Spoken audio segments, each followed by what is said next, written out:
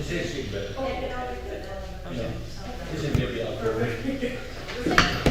have to help me fumble through some of this.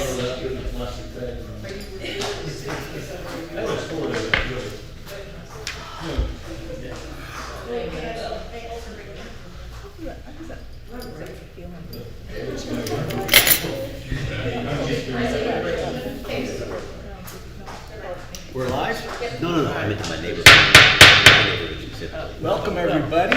That's probably, it's not that bad. Welcome, everybody. It is Wednesday, July 19th. We're here for our regularly scheduled Middleton City Council meeting. The time is 5:31, and we'll start the meeting with a call to order. Roll call, please. Council President Kaiser. Councilmember Huggins. Here. Councilmember Murray. Here. Councilmember O'Meara. Here. If you'll stand for the pledge, please.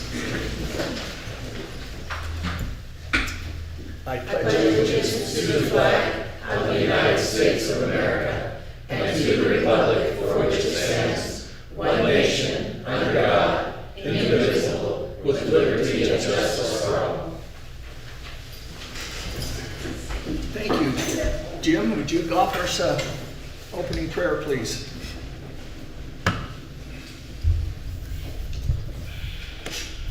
As we're in God's grace, shall we pray? Dear Heavenly Father, we thank you for all the blessings you've bestowed upon us.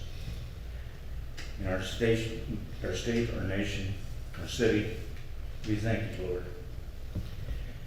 Lord, we thank you for the blessings that you sent down with Moses from Sinai that gave us the basis of all our laws.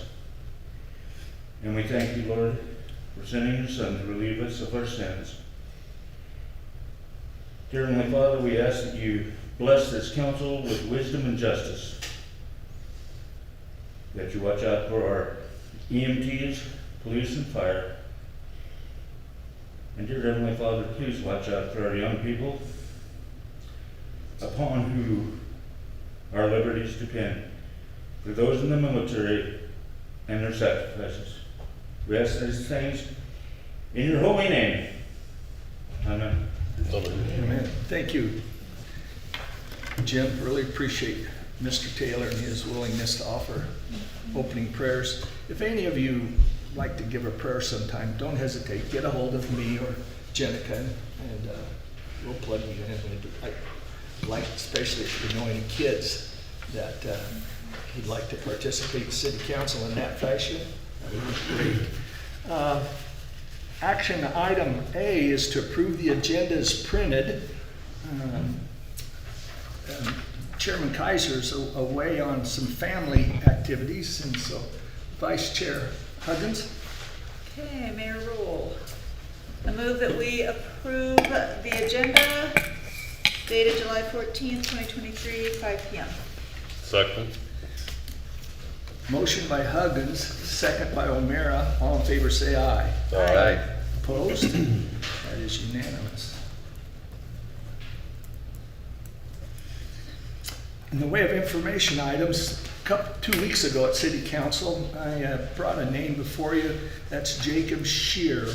And he was ill that night. His family had a bug going through it, but he's here tonight, and I've asked him to introduce himself to council, that you guys might know who's working on your councils throughout the city. Jacob, you want to come up, take a minute, tell us who you are and what you're doing? Thank you, Mr. Mayor, City Council, thank you for having me. So I've been a resident of Middleton for about 3 years now. I left the state of Idaho for 8 or so years in the military. Currently I'm working for Ardura, formerly TO Engineers in the aviation group. Recently graduated from Boise State and really took an interest in development and planning and things like that. And so I just hope I can serve our community well and in some sort of capacity. So I was raised in Emmett. My mom was a county commissioner and her dad also was a commissioner in Fayette. And so just giving back to the community has really been instilled in me. How many kids do you have, Jacob? I have 2 with an additional on the way. Awesome. All right. Thank you very much, Jacob. Thank you. Appreciate your Thank willingness to serve. Next information item is sewer system overview by Amy Woodruff, our city engineer. Thank you, Amy. Thank you, Mayor. Do you have the pointer? Do I have a pointer? There's generally one floating around, but I You don't. have one there. Here it is. Oh, very good. Yeah, thank you. Yep, it's working even. That's even better. Mayor, thank you for the introduction. Amy Woodruff. My firm, Civil Dynamics, is the city engineer for the city of Middleton, and we've been privileged to serve in that capacity since 2014. City of Middleton sewer system summary. Last month, Jenica, next slide, please. Last month, we talked about the water system, and this month, we're gonna talk about the sewer system. There's a lot going on with the city's sewer system. It's basically comprised of 3 elements: the wastewater treatment plant, lift stations, there's 7 of them, and about 60 miles of gravity sewer and force mains. The wastewater treatment plant we'll cover first. It's regulated by IDEQ, used to be regulated by EPA, designed and constructed in conformance with IDAPA. Its primary function is to protect water quality through treatment. The city's wastewater treatment plant uses sequencing batch reactors, SBRs. The wastewater treatment plant is fully redundant, so that means there's 2 of those basins there on site. If one of the basins breaks down or needs service, then the other basin, the treatment flips to the other basin, so there's no break in the city's wastewater treatment for the community. The plant discharges to the Boise River. Well, it actually discharges to Mill Slough, just immediately upstream of the Boise River, but the Boise River is the receiving water body. The water quality in the Boise River is governed by the Clean Water Act, and the 3 things that we look at ongoing with water quality in the Boise River is fishable, swimmable, and navigable. And those sound pretty simple, but they're a pretty high bar. Fishable, the fish that are used as the criteria are the salmonoid. So trout requires water that's very cold and very clean. Swimmable, just what you think it is. Folks that are using the Boise River have to do so safely. So the wastewater treatment plant has to remove chemicals, has to remove nutrients, and has to remove coliform, primarily fecal coliform. So that's a 0 tolerance there, and navigable. Currently, the city has a wastewater treatment plant upgrade underway, and it's years out, but the SBRs will be transitioned out, and an activated sludge plant will be brought in. The city also has a pilot study, a very cutting edge, very innovative pilot study to reuse the wastewater effluent on the ag fields. And I'll just keep it real high level, but the pilot study basically is looking at nutrients in the soil. Most reuse applications just apply effluent using like a sprinkler system. The effluent comes down, the plant uses it, takes it up. Middleton's pilot study will put the nutrients in the water in the soil column, and those will be taken up year-round by the plant through the soil. The pilot study also contemplates temperature, back to the fishable. The effluent has a heat load. In the future, it will be required to minimize that heat load to the Boise River. So the pilot study is looking at taking the temperature down using surface water in an area. It's really a neat project, and we're super optimistic about it. Moving on to the 7 lift stations. Jenica, do you want to flip to the next slide? The city has 7 lift stations positioned throughout really the city here. We'll start at the north and work down from there. We're also going to touch on some other wastewater projects that are underway. Black Acres is just south of Purple Sage. It's the most northern lift station. It's also the smallest. Pines is right here. It manages the waste for the Pines subdivision, Valhalla, and this area in here. This Amy? Pines, yes, 2 things. yes. City Council has trouble seeing this screen. If you great. use that one and Turn up the volume. the beam is going kind of wild. If you'll keep it on the screen, we'd appreciate it. Try not to hit Benjamin that's sitting there. So, I've got insurance. Prospector lift station right here, keeping it tight, is just east of Middleton Road. Then we go over to Lakes at Talega, just what it says, it was constructed to serve Lakes at Talega. This lift station was reconstructed in 13 or 14 by the developer of the Lakes subdivision and the subsequent phases of Lakes and Crescent Lakes. Lakes at Talega that lift station was deepened and the pumps were expanded to take development in this east area. Continuing over here, Park Place lift station, this is in the park. The city has a generator design underway that will put a generator on the Park Place lift station, just to give it more resiliency if power goes out. And then all the way to the south here is the Boise River lift station. This is just south of the Boise River. It's also scheduled for a new generator. The Boise River lift station will be reconstructed extensively by the Quarry East project right here. So this lift station will probably be deepened. For sure the pumps will be upgraded and the controls will be upgraded by this developer. And that will take all of the effluent for these projects south of the Boise River. The force main hangs on the bridge over the Boise River and goes up Middleton Road and discharges into a gravity manhole on the north side of Middleton Road and continues on to the wastewater treatment plant. The city has 3 projects, I'm just going to touch on briefly. You may be familiar with them. The Hartley lift station is being just decommissioned, and the reason that it's being decommissioned is because the city constructed a 30-inch gravity trunk line, basically from Hartley and 44 all the way south of the wastewater treatment plant. That increased capacity and also significantly reduced O&M costs of that lift station right there. The city, the Mayor Wiltuck office started a really ambitious campaign to reduce I&I in infiltration and inflow.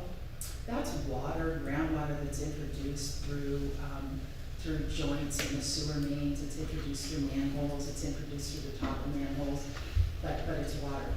And it takes hydraulic capacity down at the plant. It also adds to the cost of operating the plant because of treatment and O&M.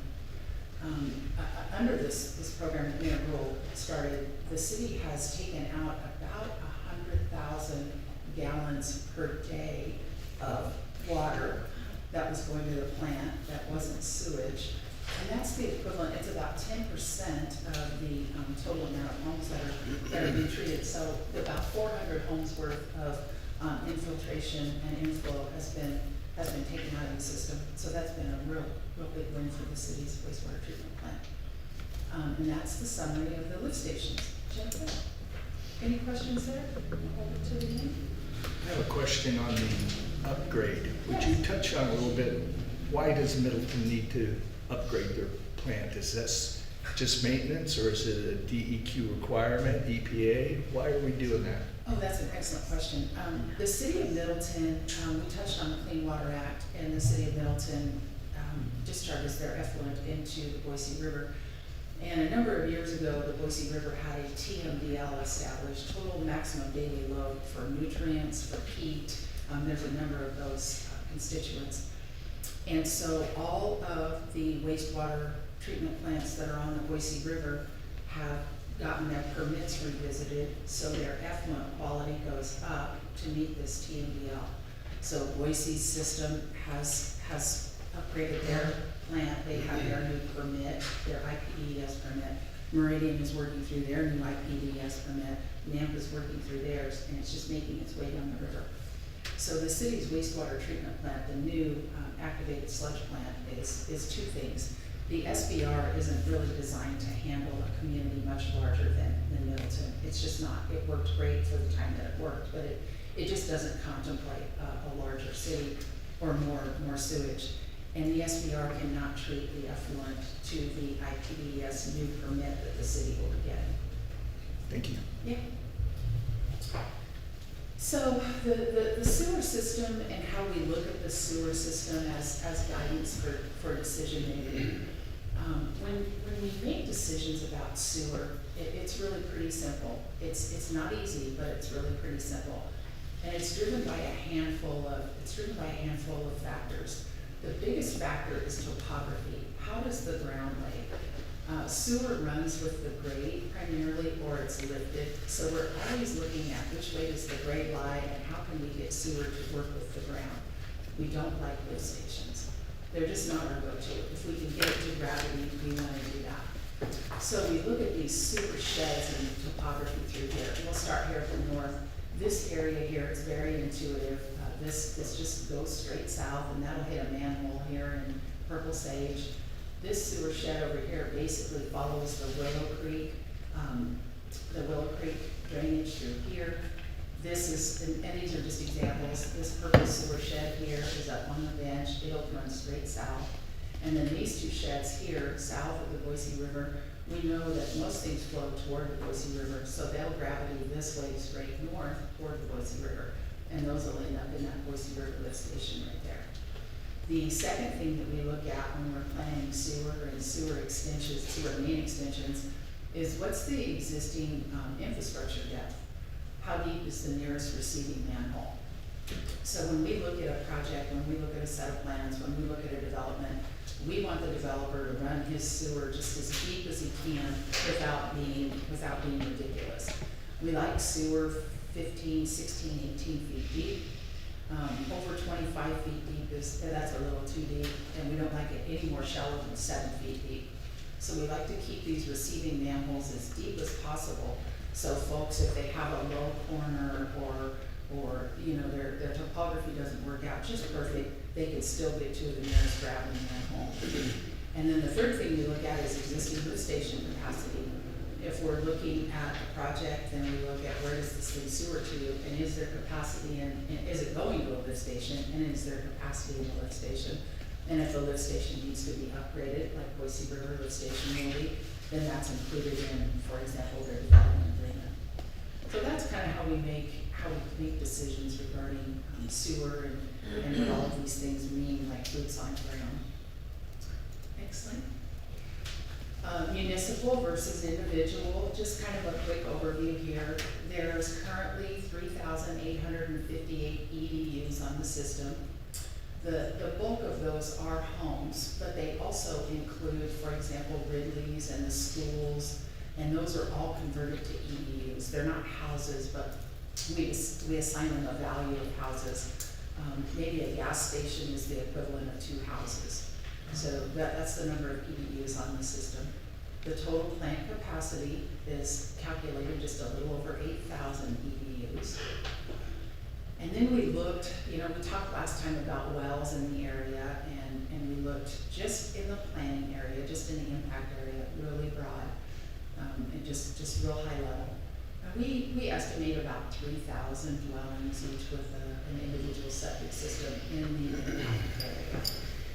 So that kind of gives you an idea of how many septic systems are out there, in contrast to the city's wastewater treatment plant. And the level of effluent treatment for these 3,000 EDUs versus these 3,000 EDUs. And that's the summary.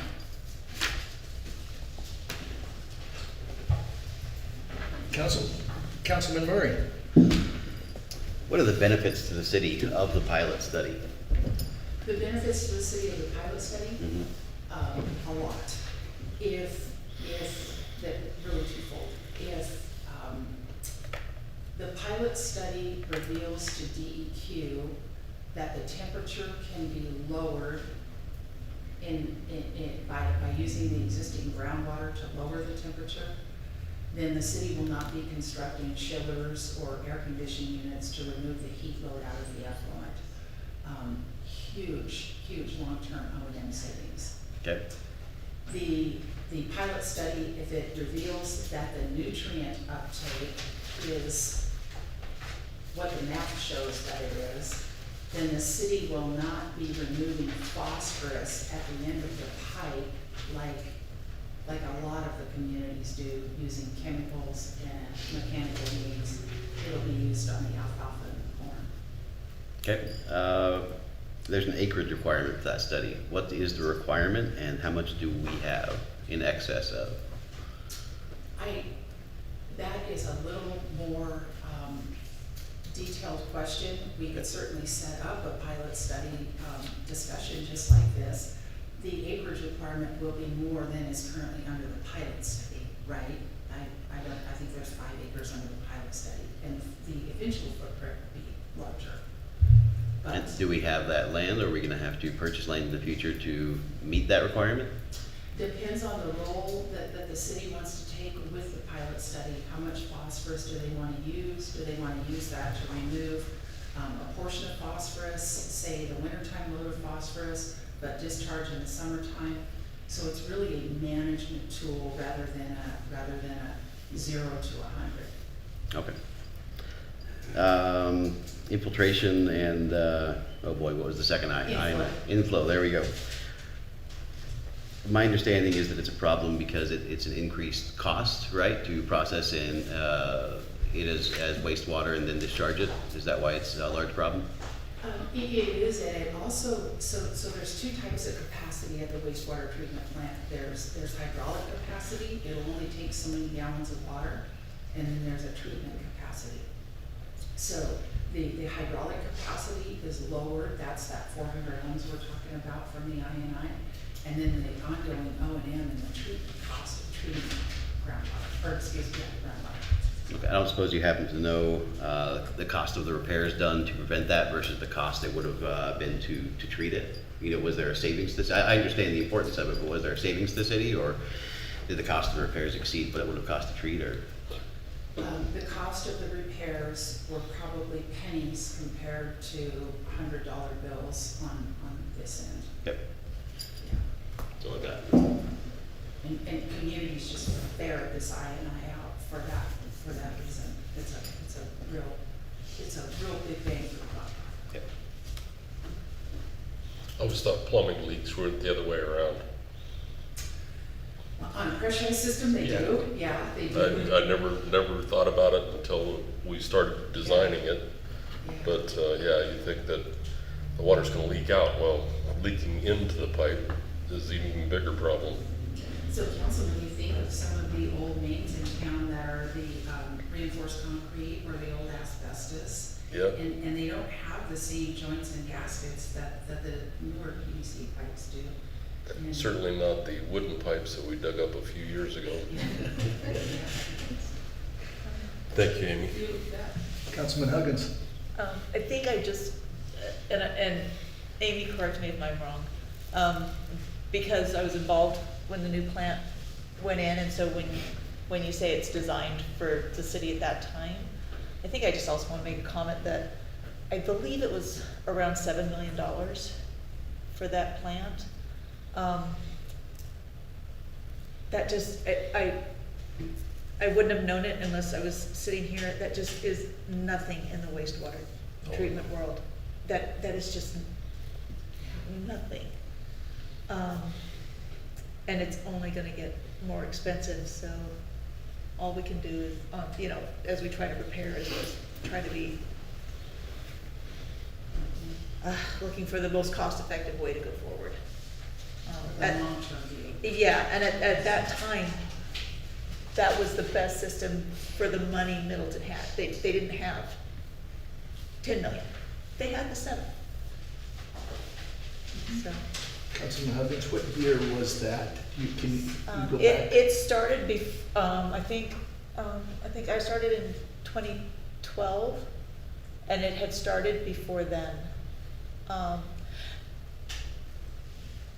And I don't know this for sure from the administration prior to 2012, but I got the impression that a lot had happened in that wastewater industry, that when they had started getting the grants and the bonds and all of that, that really there were some advancements. And I think probably it's exponential now as new, we're doing a pilot study. As soon as those results are known, then if it's successful, then that will become a new tool. And so those things Correct. seem to be changing faster, so you start down a road and then it evolves the best you can with the money you have. And I just don't think they could bring all the new technologies on in 2012, was the impression that I got. Were you the city engineer back then, Amy? Mayor, it was designed and it was funded, but it wasn't constructed. And so partially, we were city engineer when the plant was constructed, but as Councilman Huggins said, the technology had already been selected. And it really was based on the best technology and information available at that time. And it really made a lot of sense for Middleton at that time. An activated sludge plant it just wasn't within the reach financially. Yeah. Any other questions for Amy? Thanks, Amy. We Thank sure you, appreciate the information. All right, we'll move on to action items. Number 1 is the consent agenda. A is to consider approving minutes for City Council July 5. B, consider ratifying payroll for July 14. C, consider approving accounts payable through July 10. D is to consider authorizing a signature for repair of the Headworks pump. And we actually have a little bit more information there. Jason, do you need to tee us up on that at all? Or you guys good? Yeah, why don't you come up and talk to us about that for a minute? Yes, our pump, good evening, Jason Bankiller, your Public Works Director, Mayor and council members. The Xylem quote that you have on your consent agenda is for repair of the Headworks pumps at the wastewater treatment plant. These pumps, you'll recall, are the critical limiting factor in our capacity for the plant right now. We believe they're appropriately sized as present, that we have 3 pumps installed presently. 2 of them are on duty and the 3rd is in spare. We have plans to install a 4th pump when we get to that point. And we had a spare on the shelf. One of the pumps, as we did some exploring earlier this year, we realized needed some repair work. It wasn't as efficient and productive as we were expecting. We pulled that out, we put it in the spare pump, so we still have our 2 pumps and our spare online. But we feel it's appropriate and wise to repair our spare pump so that it's ready and available should it be necessary to install. Thank you, Jason. Any questions on that?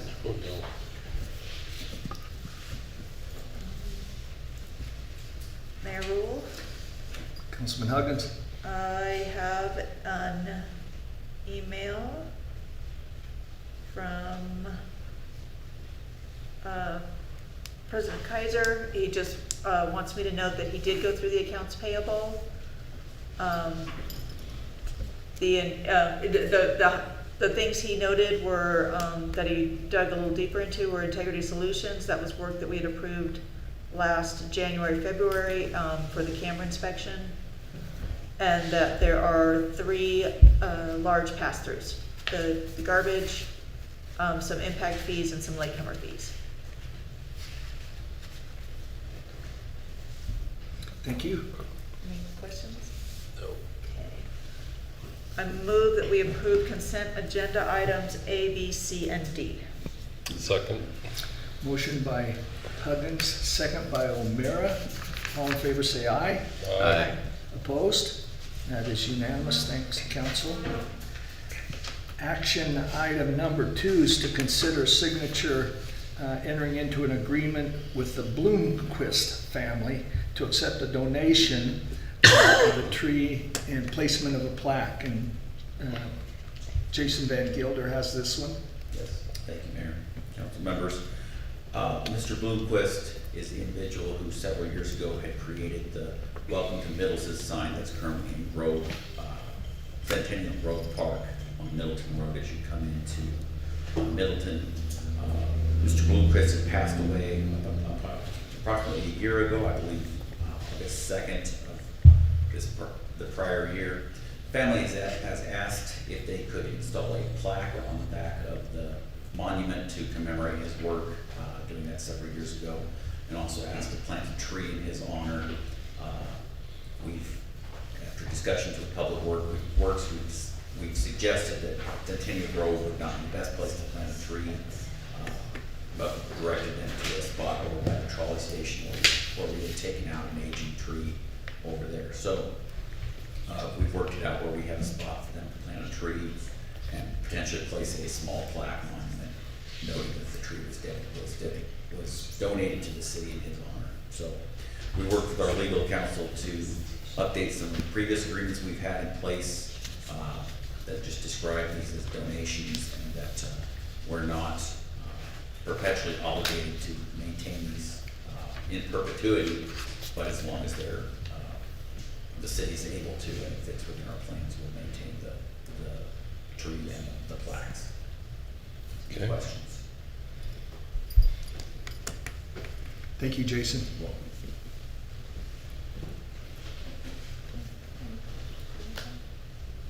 Mayor Roll. Councilman Huggins. I move that we authorize the mayor to enter into an agreement with the Bloomquist family to accept the donation of a tree to be planted on city property, the placement of a plaque to commemorate the donation, and a plaque to be placed on the back of the Welcome to Middleton sign located in Centennial Grove Park. Second. Motion by Huggins, second by O'Meara. All in favor say aye. Aye. Opposed? That is unanimous. Thank you. Thanks, Jason, for that presentation. And that's, if you would, take up item number 3, consider authorizing the approval to enter into agreement with Bear Design Group. Yes. Jason. Thank you, Mayor. And I have to share credit for this one with our Becky Crofts, our city administrator, who's done yeoman's work in getting us to this point. This is a scope of services to develop the master plan for the Riverwalk Park that is being contemplated by the city down for what's currently being mined for the 80 acres that would be someday hopefully a destination type regional feature park for our community. We've had some very preliminary work done some time ago, I think even before my time here at the city. And it's time, now that we're beginning to get closure on the permit, on the gravel operations, to start finalizing our plans on what should be in there and to get some actual design work done so that we can move forward with that park proposal. Jason, Yes. some of the criteria for having a master plan has to do with grant application. Would you explain that to us, please? Yes, we are looking for grant money for it.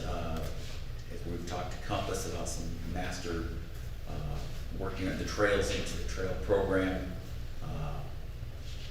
Grants, of course, the closer that you are to being able to actually construct something, the more eager they are to participate with you. So this will be a big step toward preparing us for a number of grant applications that we can apply there, and some definition to the community as well, of what we're envisioning. So to top that off a little bit, council, turns out to apply to the state parks and trails funds, to Compass has money, there's lots of organizations, you have to have 100% design, kind of like roads. You have to be, or sewer plants, you have to have a complete design in place or you can't move forward with any application. And Becky Croft's name came up, she's on vacation in Europe with her family, so she couldn't be here tonight.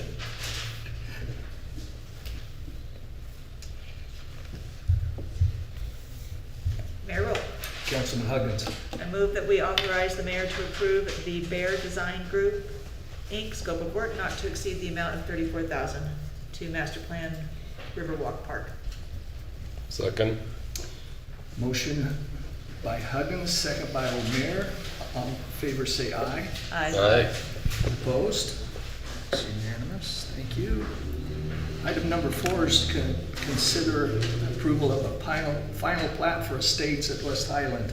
Roberta, Stewart, please. Yes, thank you, Mr. Mayor and council members. If you look up on the screen, you'll see the vicinity of this. It's near the intersection of Meadow Park Street and Cemetery Road, just south of the crossings and just east of West Highlands Ranch.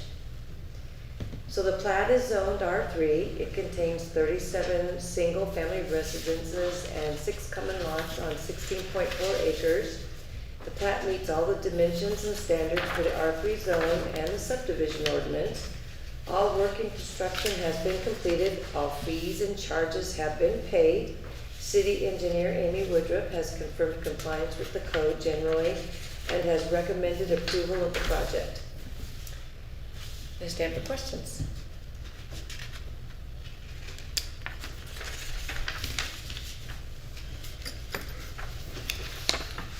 Roberta, how many phases are there in this project?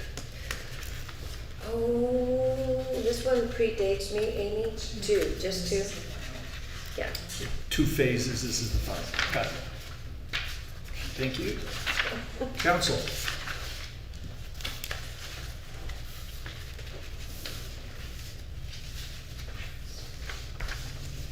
Mayor Roll. Councilman Huggins. I move that we approve the final plat for estates at West Highland, phase number 2. Second. Motion by Huggins, second by O'Meara. All in favor say aye. Aye. Opposed? Thank you. Action item number 5 is to consider approving a resolution number 483-23, a resolution declaring the value of certain real property intended for conveyance and declaring the intent to convey said real property by exchange and calling for a public hearing to be held in the near future to take public testimony concerning said proposal to everyone.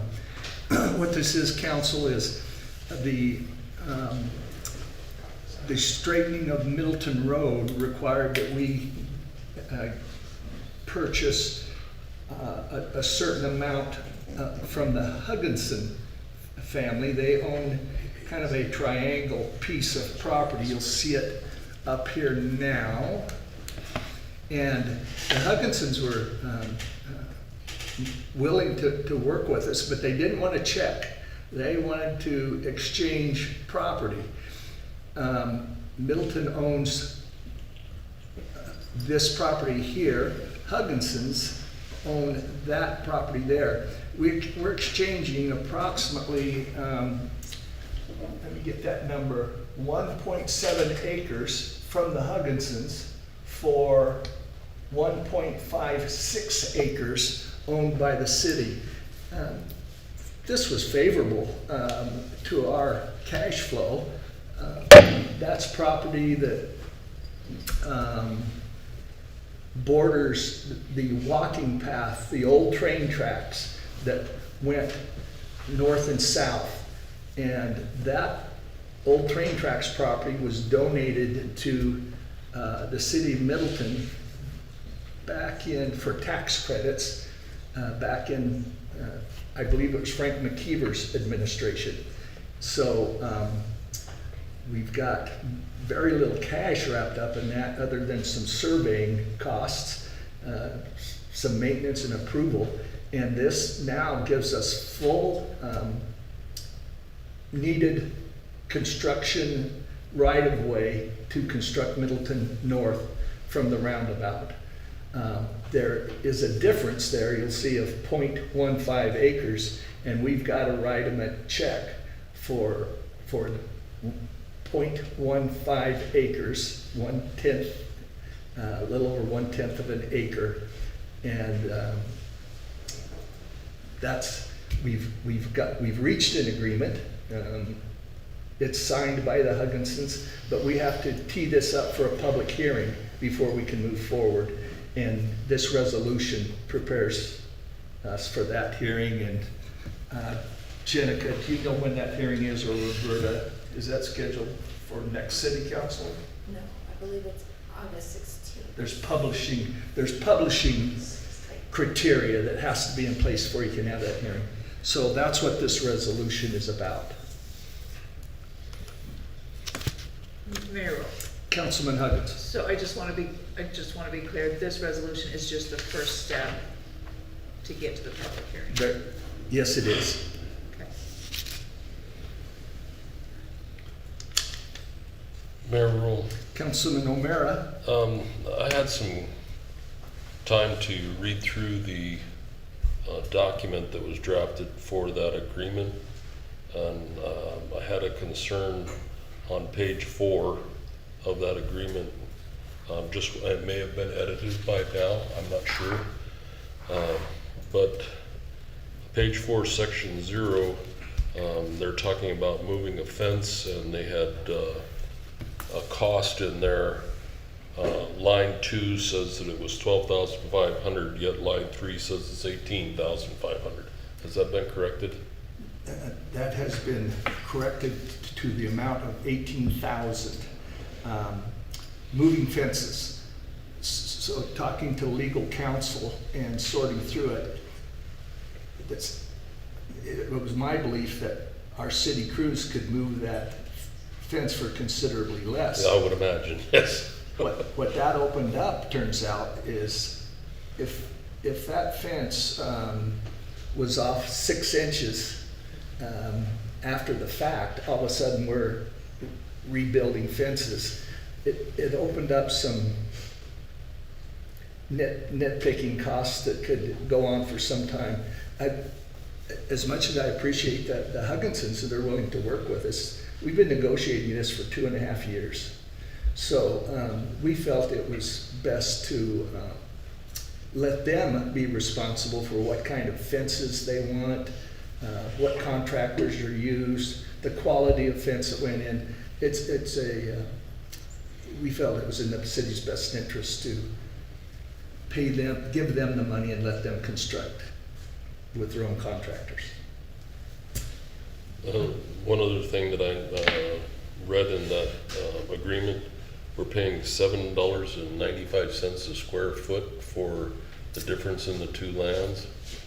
That 0.15 acre is being compensated at 7.95, and appraisal came in for less than that per square foot. The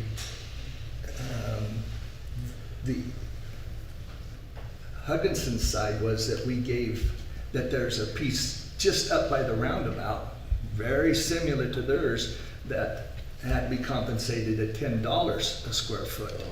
So how you came about that. $7.95 was somewhere in between there, and I'm glad it's not 1.71 acres that we're paying $7.95 a foot. Yeah. So land exchange, this worked out in the city's favor, in my opinion. Very good. Thank you for answering the You bet. questions. Councilman Murray, was there, Any kind of study done that we can reference that would show a statistically significant improvement in traffic flow if we straighten Middleton Road? was there a study done on Middleton By Road the state, straightening? by the county, by the city? Did anybody do a study, or are we just kind of spitballing saying that if we do this investment, it'll improve traffic? There hasn't been any study that I'm aware of. Jason, do you got something?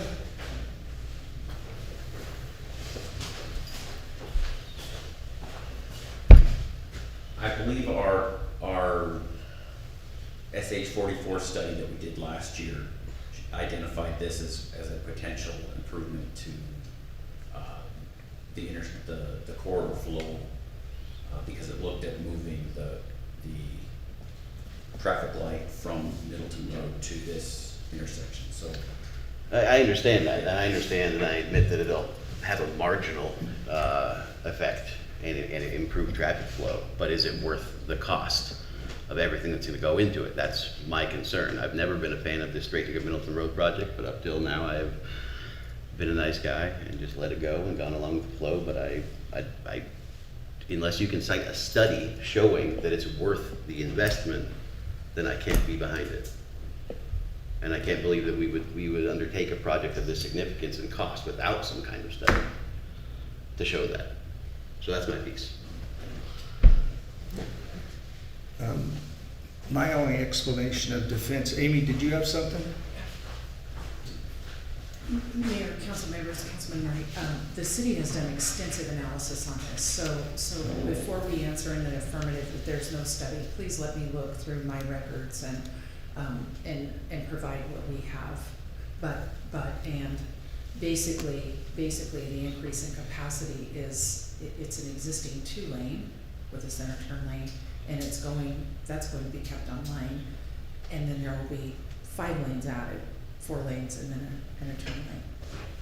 So the increase in capacity is 200%. And you have documentation on that you can get to me so I can see what we're looking at in the future?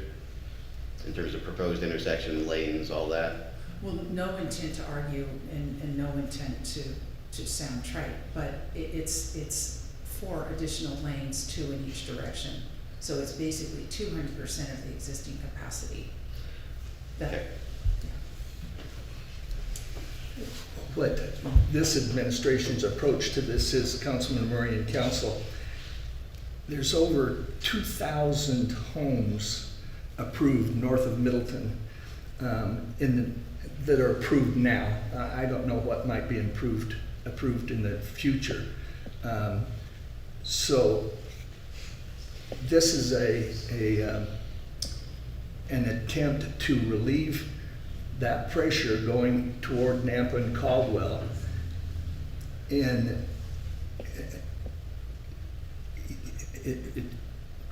people are going to come down Cemetery or Hartley or Emmett Road and head into Middleton during the several months of school time that it's plugged up now. So if they can take Purple or Willis or Goodson down to Middleton Road and skip the downtown plugged up portion during school days,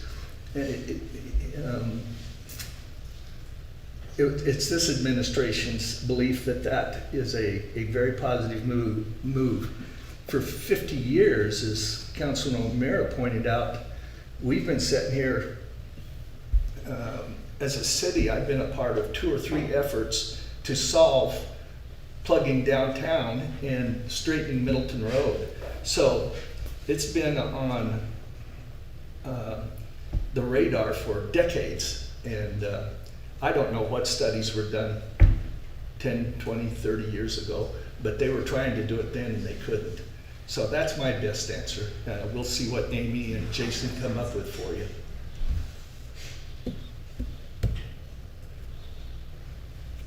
Well, it's certainly improved since I've moved to town, because it used to be down Dewey and coming into that goofy little intersection at Dewey and 44 was all the traffic that came from that end. Just moving it over to Middleton Road and bringing it 244 to that point removed a mess of congestion at that intersection. So carrying it on to the bridge, that's why the bridge was moved to its current location from its existing location, was to realign Middleton Road. Well, my concern is that the primary motivation behind doing this project now may have been motivated by an outside party with a vested interest in that being straightened and added, and the taxpayer money would be going towards that.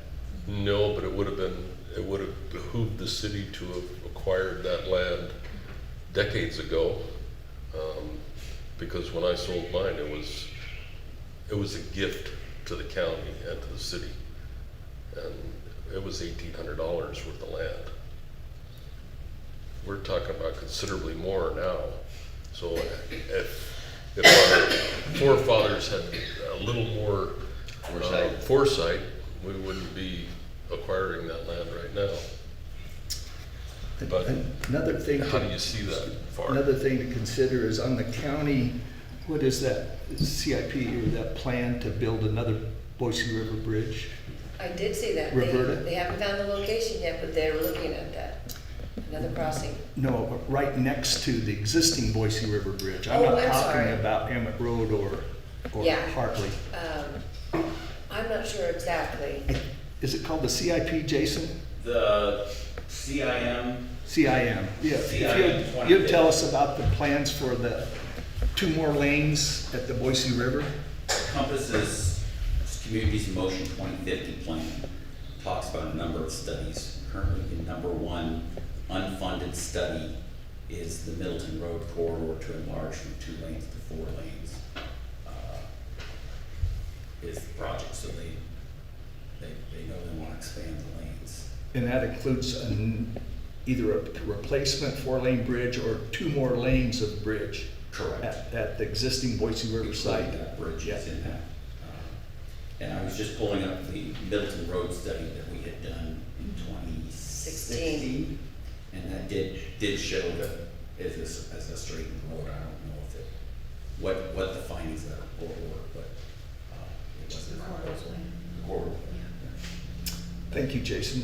Hang on, Councilman Romero might have a question.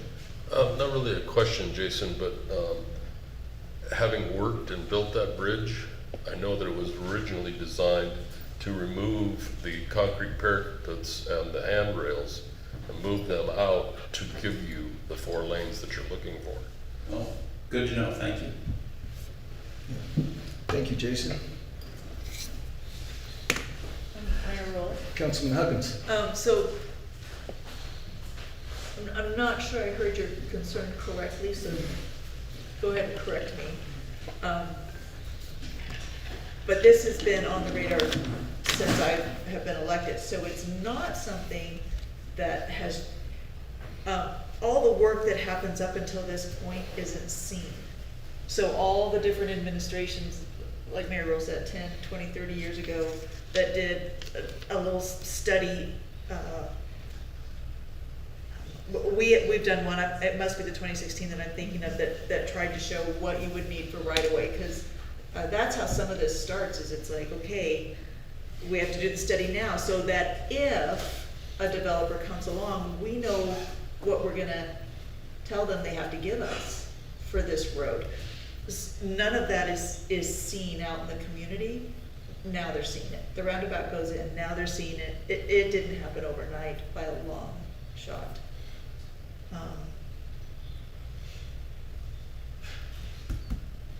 So I'm guessing that there have been some murmurs that it happened overnight because somebody is developing. What my perspective on that is, finally we're getting the right of way, because those studies were done so that we could get that right of way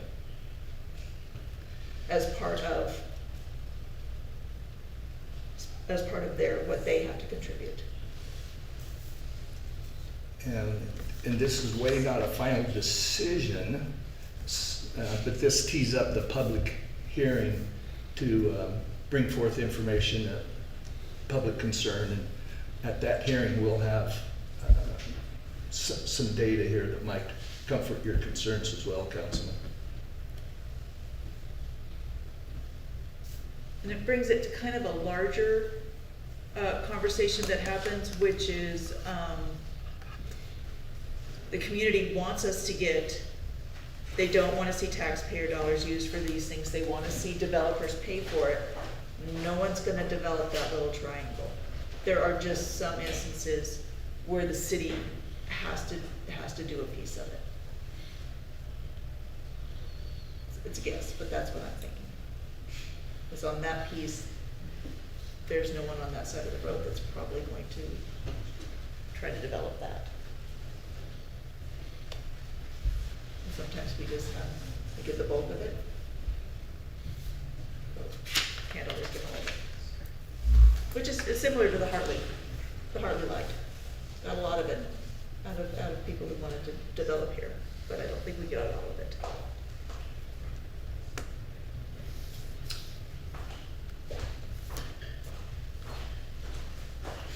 Do you want to add? I mean, because I'm happy to think harder on that. Mayor Roll. Councilman Huggins. We're on 5, right? Yes. Move that we approve resolution number 483-23, a resolution declaring the value of certain real property intended for conveyance and declaring the intent to convey said real property by exchange, and calling for a public hearing to be held to take public testimony concerning said proposed conveyance. Second. Motion by Huggins, second by O'Meara. Any further discussion? Let's roll call this one, please. Councilmember Huggins, Yes.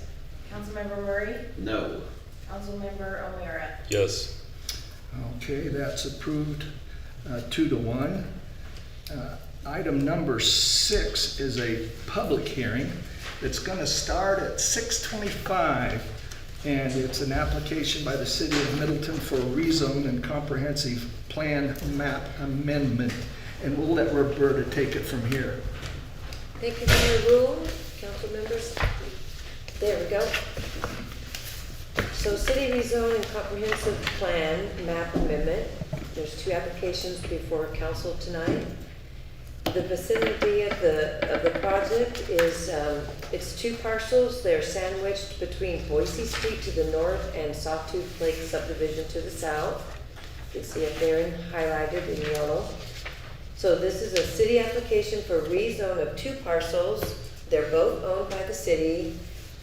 In the agenda, they were noted as parcel numbers 339-00010A and 339-10010. The city staff is requesting a rezone from R3, single-family residential, and AR, which is agricultural residential, to mixed use. And this would be to pave the way for a future mixed-use project known as the Mill Creek Plaza.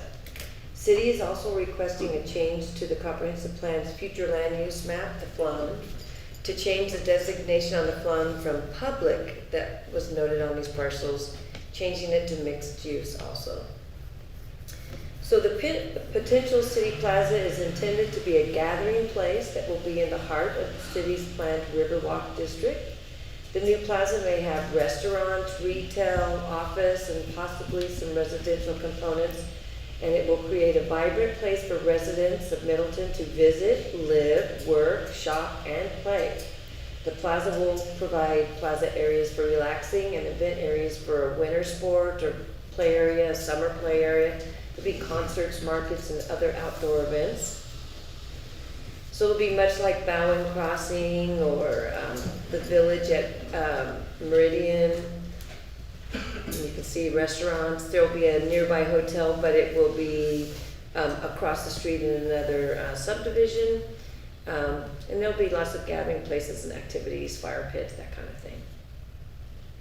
The Mill Creek Plaza will also tie into the 5 to 6 miles of Riverwalk pathways that lead to the 98-acre Riverwalk Park and Boise Greenbelt trails. You can see the large loop that, all those green dots there are the large loops that ribbon their way through the entire project. So the Riverwalk Park will have biking and swimming and unmotorized water sports. There'll be rafting, kayaking, fishing, and just gathering areas. Currently, the project parcels are vacant land zoned R3 and agricultural residential, or AR. The parcels are surrounded by a variety of zones, including some high-density zones, multifamily, C3 heavy commercial, C1 neighborhood commercial, and there's some mixed use in there too. A rezone to the mixed use will allow commercial uses such as retail, restaurants, banks, spas, art studios, entertainment facilities, professional services, dry cleaning, office, etc. Mixed-use zoning also accommodates single-family residential homes and townhomes, but apartments or multi-family dwellings are strictly prohibited in the MU zone. So if we rezone this and you look at our use table, which is the little matrix up there, you'll see under multi-family dwelling apartments, it's blank under MU. So that means it's strictly prohibited, no apartments. Water and sewer are immediately adjacent to the property on all 3 sides and actually are on a portion of the property to the north, so it's readily available. City staff is requesting that the 20-acre parcel that is currently zoned R3 and the 7-acre property that is zoned AR be rezoned to MU. An application for rezone requires 2 findings before the council can approve the application. Number 1, the rezone will not adversely affect the city's delivery of services such as fire, sewer, water, police, schools. And second, the rezone request is not in conflict with the comprehensive plan. Planning staff finds that the rezone will not adversely affect the city's ability to deliver services because the project is an infill project, essentially. And city services, roads, infrastructure, and schools are already in the surrounding area. Planning staff also finds that the rezone request is in harmony with the comprehensive plan. Specifically, it is in compliance with the following goals. Goal 7, the rezone and project will invite commercial development that provides employment opportunities for the residents. Goal 8, the project will promote a vibrant community that attracts businesses and people.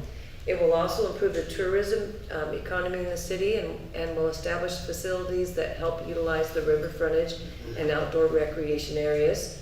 Goal 9, the project creates a river district between Whiffin Lane and Duff Lane south of Highway 44 adjacent to the Boise River.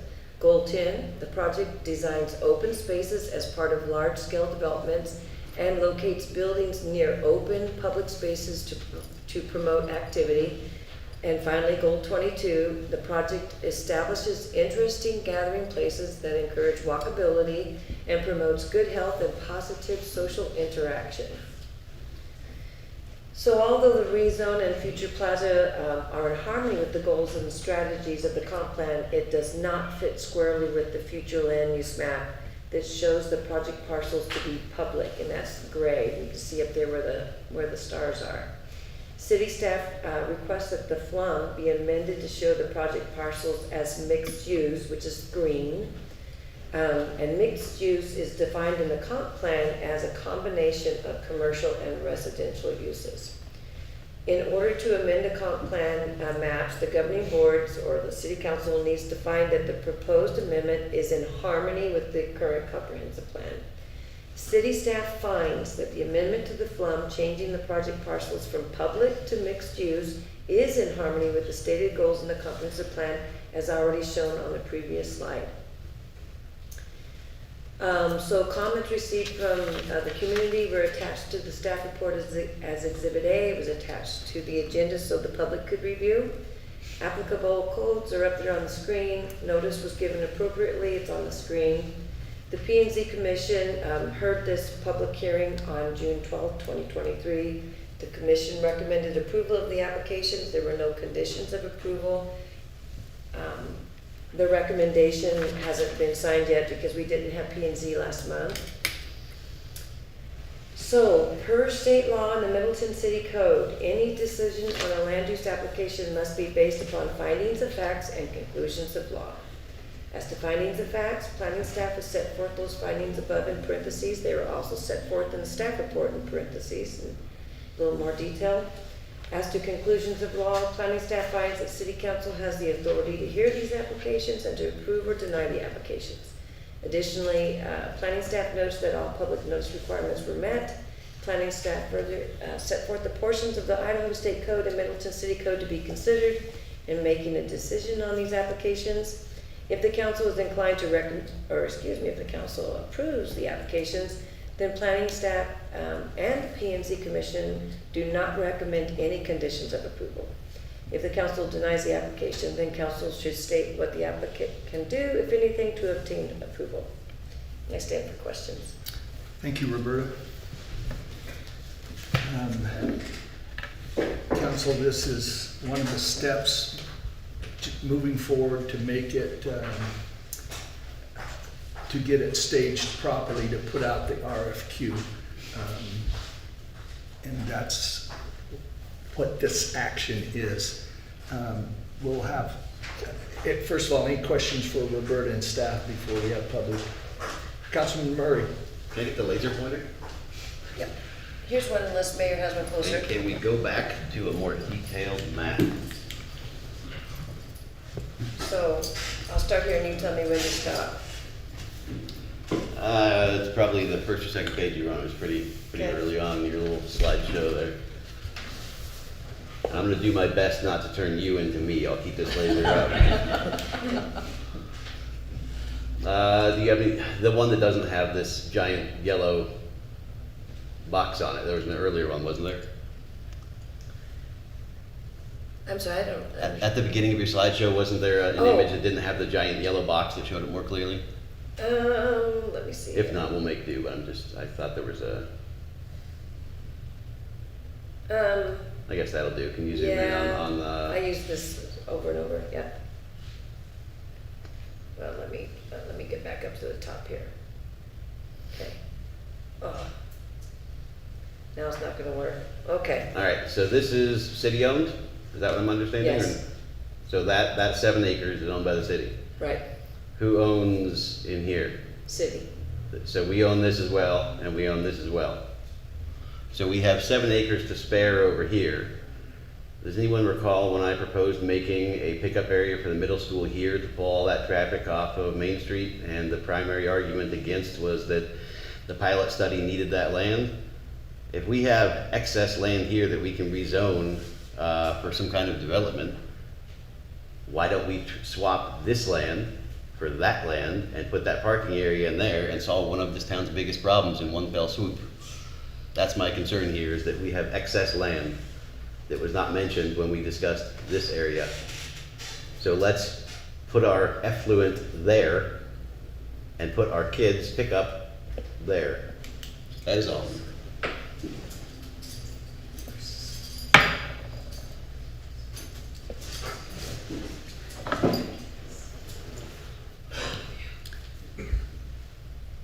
Any other questions or discussions for Roberta?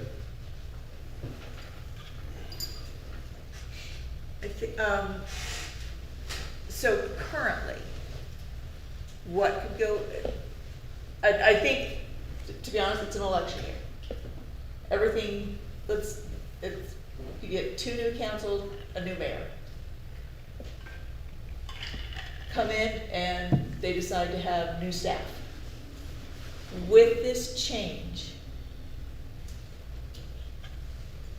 what could happen that would be adverse that now can't be stopped?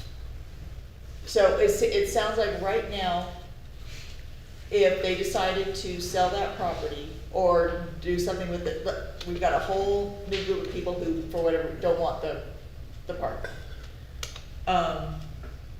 If the zoning changes, and they could change the zoning anyway, 6 months down the road. But It's just changing the zoning and, like you said, it can be changed. they could do whatever they wanted anyway. A little louder. I want to make sure the record picks up your response to it. Well, we're just strictly talking about zoning right now and laying the path forward for a possible plaza. But any new administration that comes in, new council members, they could change the zoning 10 times more and make another plan. Okay.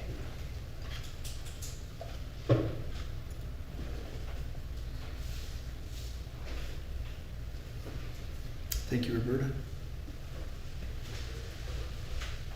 Yeah.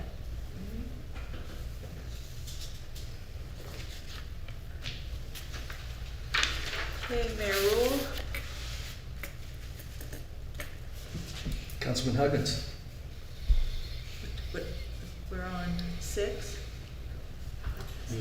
This is a public hearing. Oh, excuse me. Yeah, I'm I was gonna getting- say, I don't think I'm ready to go yet. I don't think I'm ready to go yet. Now would be the time for public testimony. There's no one signed up for public testimony at this public hearing. So you're good to go. Okay. That feels odd. Okay.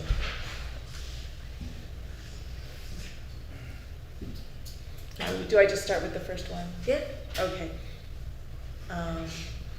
Based upon the facts and law presented, I move to approve the application of City of Middleton to rezone parcel numbers R339-10010 and R339-00010A0 to mixed use. Do I go into the next one? No. No. Do we do 1 and 2 as Just, separate yeah, they're actions? separate They're separate. applications. Thank you very much. Let's roll call these, please. I don't have a second. Jenica. Councilmember. Oh, wait a Higgins. minute, I don't have a second, excuse me. Second. Motion by Huggins, second by O'Meara, roll call. Councilmember Higgins. Yes. Councilmember Murray. No. Councilmember O'Meara. Yes. Passes 2-1. Okay. Mayor Rule. Councilman Huggins? I move that based upon the facts and law presented, based upon the facts and law presented, I move to approve the application of City of Middleton to amend the comprehensive plan's future land use map by changing the land use designation of parcel numbers R339-10010 and R339-00010A0 to mixed use. Second. Motion by Huggins, second by O'Meara, roll call. Councilmember Higgins. Yes. Councilmember Murray. No.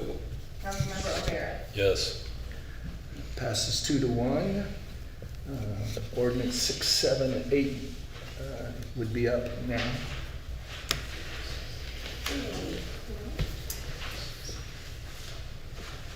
I move that we read ordinance 678 by title only. Second. Motion by Huggins, second by O'Meara. All in favor say aye. Aye. Opposed? That's unanimous. An ordinance of the City of Middleton, Canyon County, Idaho, to rezone certain real property situated within Middleton city limits to MU mixed use, directing that copies of this ordinance be filed as provided by law and providing an effective date. Mayor Rule, Councilman Huggins. I move that we waive the 3 reading rule and adopt ordinance 678. Second. Motion by Huggins, second by O'Meara. Roll call. Councilmember Higgins. Yes. Councilmember Murray. Aye. Yes, excuse me. Councilmember O'Meara. Yes. That's unanimous. Okay. So now I'm going on to number 8. I think there's a step 2 to ordinance 678 motion. I You did it a adopt? little differently. Oh, okay. I moved the 3 reading Okay. and adopt. We good there, Douglas? Is that okay? Okay, thank you. Okay. Yeah, we're good. So, yes, 482-23. Okay. I move that we approve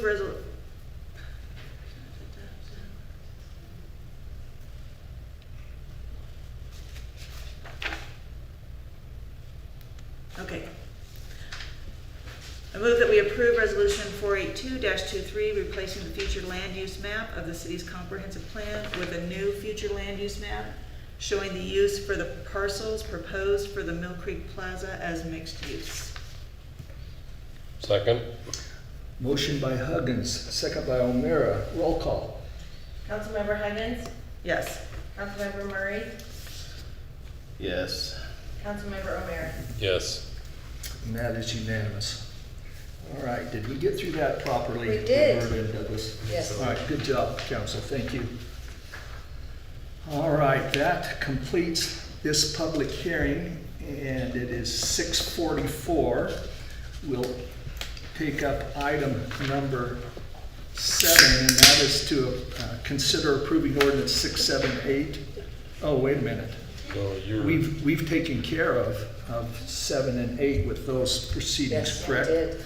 All right, I apologize. We are at item number 9, to consider approving ordinance 679, amending Title I, Chapter 15. Roberta. Thank you, Mayor, council members. So there's basically 2 subjects that we're going to take on tonight. One is the food truck subject, and then a really small issue. It's kind of a housekeeping item with building permits. And we're dealing with, the food trucks will be Middleton City Code 1-15-12, and the building permit will be Middleton City Code 4-1-1. So let's just start with the easy one. So currently, right now, in our zoning ordinance and in our subdivision ordinance, we have a provision that basically says that even if you have a single parcel and if you intensify the use on that parcel, the city will require that you do all road frontage, even if it's not a subdivision. That's in our zoning ordinance. And I think we're gonna take that on and clean that up a little bit in the future, but that's another night. In the meantime, we kind of need to get that into the building code, because that's where it comes up more often with building permits and the building official. So just so there's nobody that will have a problem with it in the future, they have better notice. So basically, it just states this. I added it to the general requirements for building permits. It's O. And it says street frontages. If a building permit changes the use of a parcel, building, or structure, or if it increases the intensity of that use for the building structure, then frontage improvements for the roads bordering the project parcel will be required unless an exemption is granted pursuant to subsection 1 below. All required frontage improvements shall be in compliance with city codes and standards and the city supplement to the ISPWC in effect at the time of building permit issuance. An exemption from the foregoing frontage requirements may be granted by the city if the building official determines that there is a lack of proportionality between the frontage improvements and the impact of development. The building official's decision to require frontage improvements may be appealed by submitting a written appeal to the city clerk within 10 days of being notified in writing of the frontage requirement. City council shall hear the appeal within 45 days of the submittal of appeal and shall render a decision within 30 days of the hearing on the appeal. So are you I don't know if that's straightforward or if I need to explain more what the city's trying to do here. So if you have a single parcel and say there is just one retail building on it, and then they come in and they have some undone roads because in the past administration, in the past decades, nobody made them do the roads along the borders of their parcel. They come in for a building permit and they want to add 2 more retail businesses. This is the authority for us to say, we'll give you those building permits, but you need to complete the frontage along your parcel. Sometimes these are large parcels. Sometimes they're 40 acres or more. And this is just the authority to make them complete the frontage in front of their owned parcels. And it needs to be proportionate so that we don't run afoul of LUPA and Supreme Court law, Nolan and Dolan, on over exactions, asking too much. So there has to be proportionality, and that's why we have in there that there's an ability to appeal, and that the city will make sure that the frontage requirements match the impact of the development. So say they're only affecting one side of their parcel. Maybe they're not affecting the northern side of the parcel. We might say, okay, just do road frontage on your eastern side of your parcel and give us a good access there. This gives us the authority to start saying that. When we do a subdivision, we have that authority. But when we have a single parcel, sometimes they're large parcels and they put multiple buildings on there. We don't necessarily have the authority to make them do frontage improvements. It can get dicey.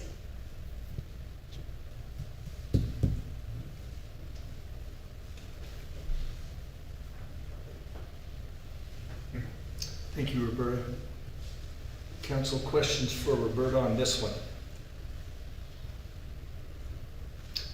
Mayor Rule, Councilman O'Meara. how would this affect, say the homes along an unimproved street? If an individual comes in, has a 3-acre parcel, and they want to add an addition onto their homes, does that mean that they have to improve the entire street in front of that property? It could if it's proportionate to what they're trying to do on their home. It just gives the city the ability to maybe make them do it along the entire length of their parcel or not. We have to be careful that it's proportionate. Okay, I'll give you a for instance then, because my home sits on almost 3 acres. Not quite, but it's cut into 2 different lots, but I own them all. My home does not have curb, gutter, and sidewalk on it. I want to put a garage on my property. Am I gonna have to put curb, gutter, and sidewalk along the entire length of my property because of that? Possibly.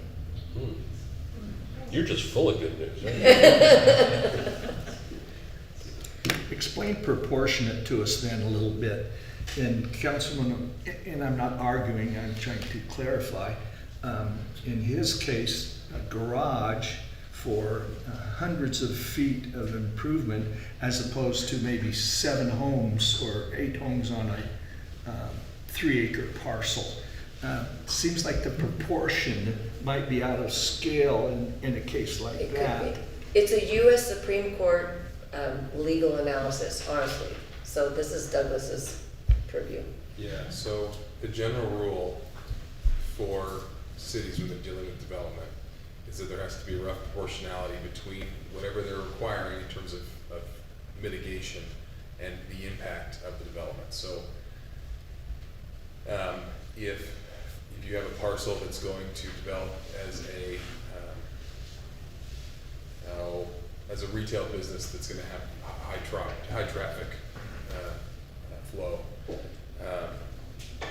then you look, okay, the impact of the development is this. It's reasonable to, not just reasonable, it's reasonable in the legal sense that you're permitted to constitutionally require that improvements be done to mitigate that risk. It's growth paying for itself in essence. If you are just adding a garage to a house, you already parked your car there, and you just want your car covered, well, what is the impact of that development? Really none. And so the reason the exemption is there is for this specific thing, because anytime you have a rule, right, every rule has an infinite number of exceptions to it that you discover as you apply the rule. But this is a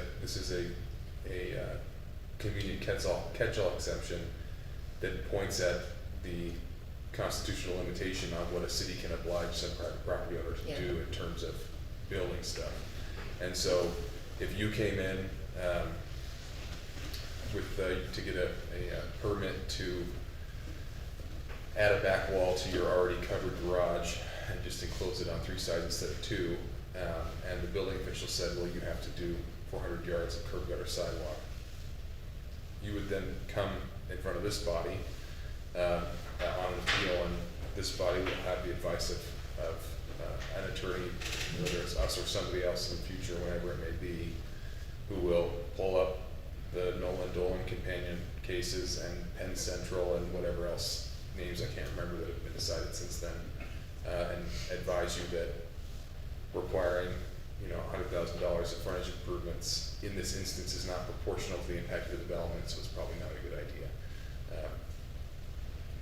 It's difficult to create a table, if this, then this, if it's this much, then this many dollars.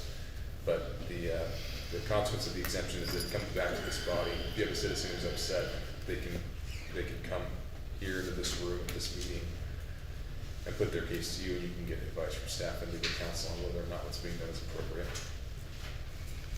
Thank you, Douglas. So short answer is, should that happen, the applicant, the city might say you have to do X amount of feet. The applicant comes before city council and says, hey, this is unreasonable. Here's what I propose, or I think it should be waived. And this city council makes that decision if they approve this ordinance the way it is. Correct.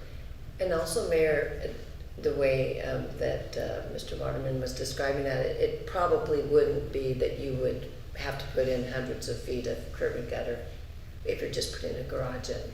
But that's just the analysis. There has to be an analysis, nevertheless. I was just trying to look out for some of the homeowners that are in the older part of town that still don't have a full street, curb, gutter, and sidewalk in front of their places.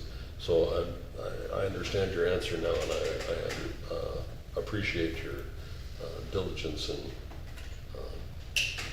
lining me out. Okay, Any other discussion, council? I think the only thing I have to add is I'm kind of with Tim, we just, when you've lived in the old town,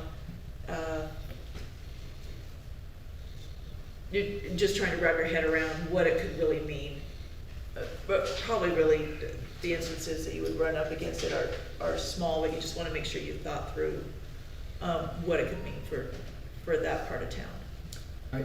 I can really relate to the question. You and I live in a place where someday we might want to carve off a lot or do a application. We've got a drain ditch to cover and build Yeah. sidewalks on. It's not just It's a not 100 feasible. foot of minor repair. So,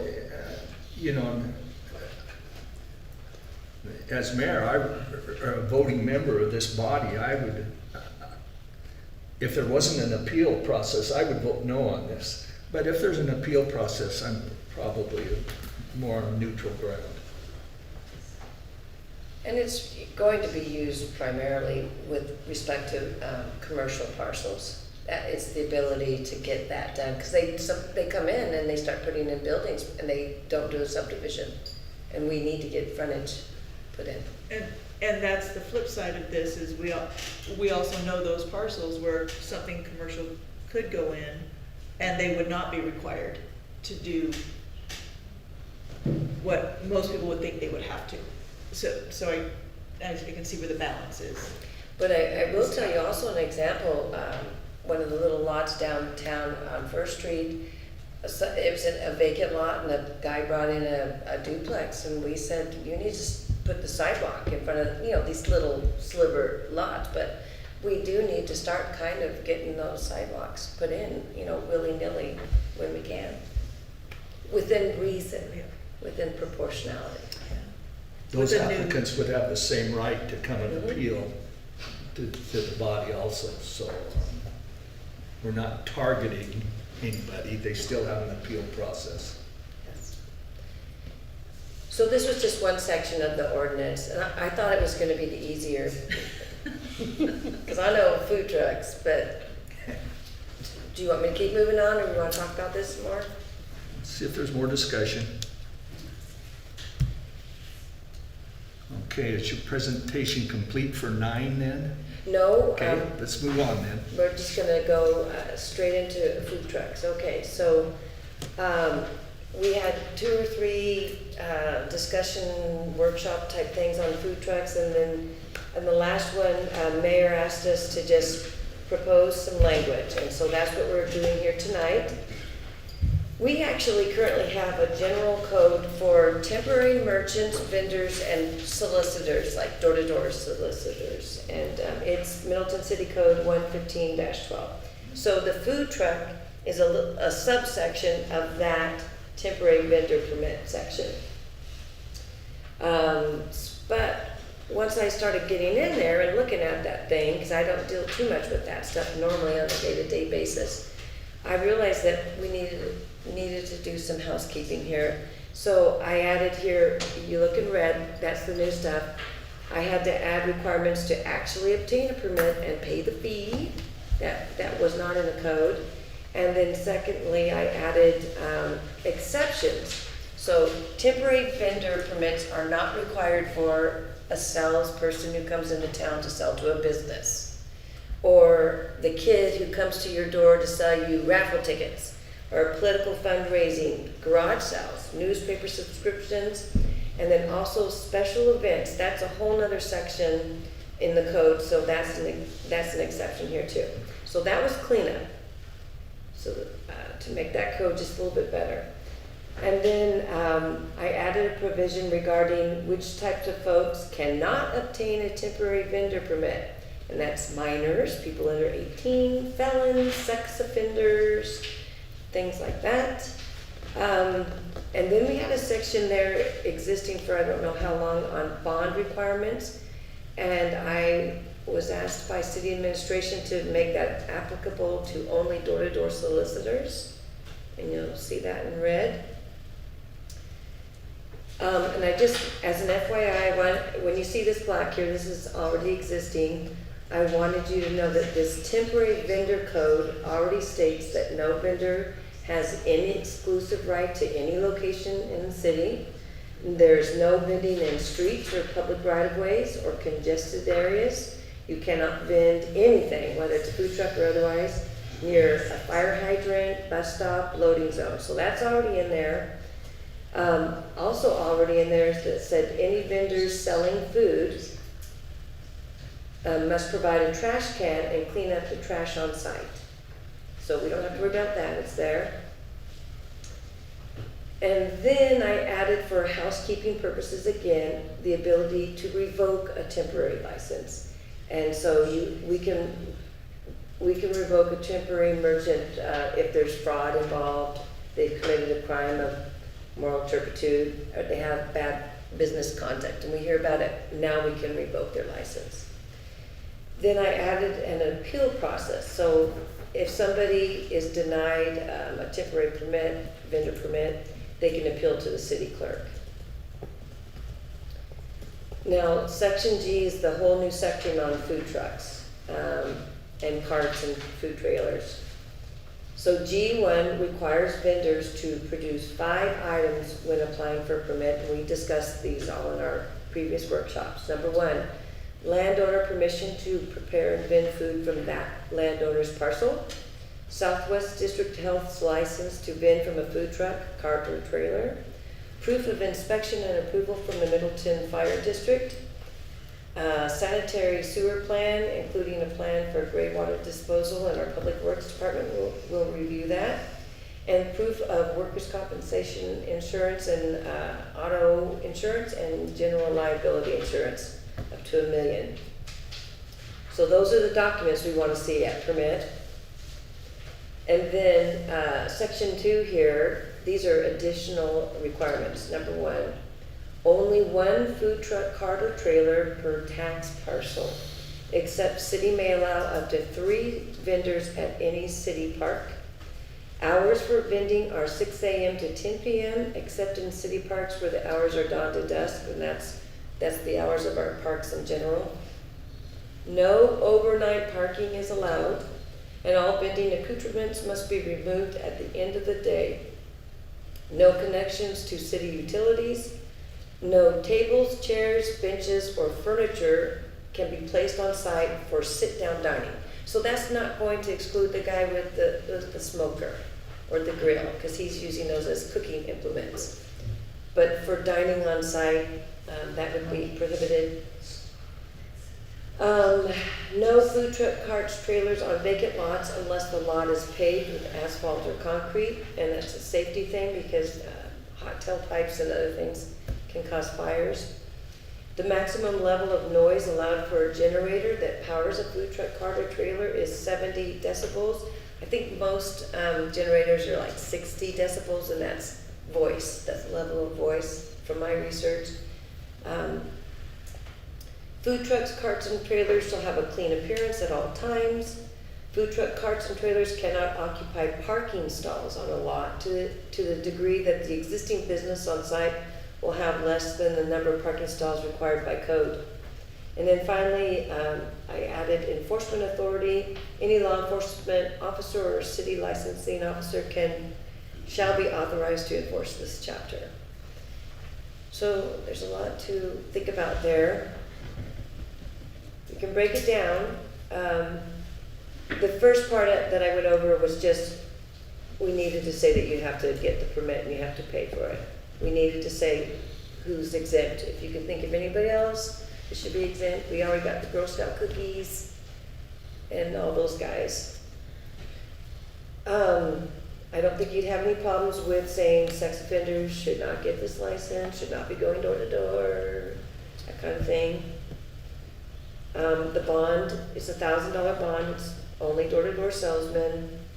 That's been in place actually for a long time.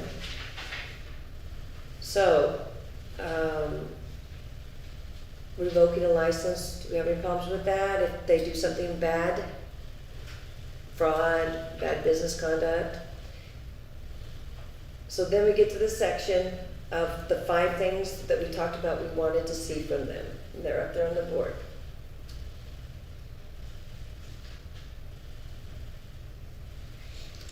Anything else I can add or should take out? Roberta, I need to talk about item E, workman's compensation, insurance, general liability for $1 million. Cities are all over the blackboard on this. What percent of the cities require that? To me, that might be an obstruction for some smaller time efforts.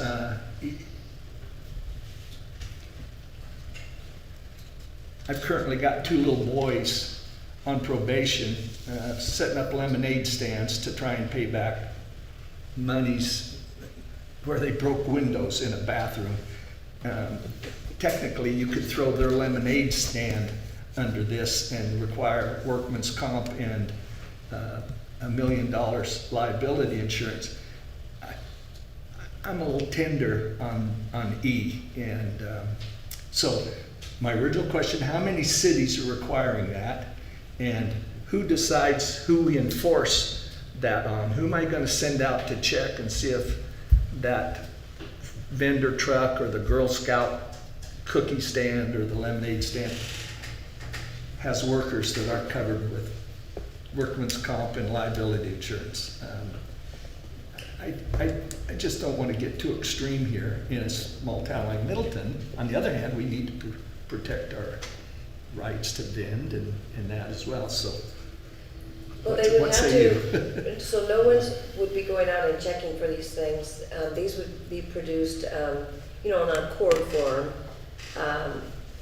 as proof that they have these things from their insurance agent. So we would see that, and if they don't produce it, then they don't get a permit. The levels of, So the guy that sells onions out of the back of his truck and the farmer that sells corn from the side of his van, they have to come in and get this. and that would be the consequence, yes. And I'm not so sure, right, that would be the consequence. Understand, we're back to enforcement now, and who's going to do this. So, council, I hope you can kind of catch what I'm saying here. I don't have a lot of problem with the others. I mean, the same guy that breaks E is going to break B, so This is anyway. food trucks, though. Mayor? Nobody said this job was easy. And this is one of those tough ones. I'm at another account. Discussion, council? Councilman Murray? Do we even know what the cost of $1 million policy is? I used to have to provide those, but this was a decade ago, and it was a lot more than an onion salesman or a potato truck can afford.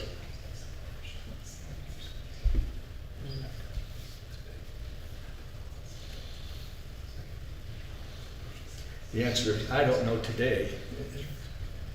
Back then, it was several $100s.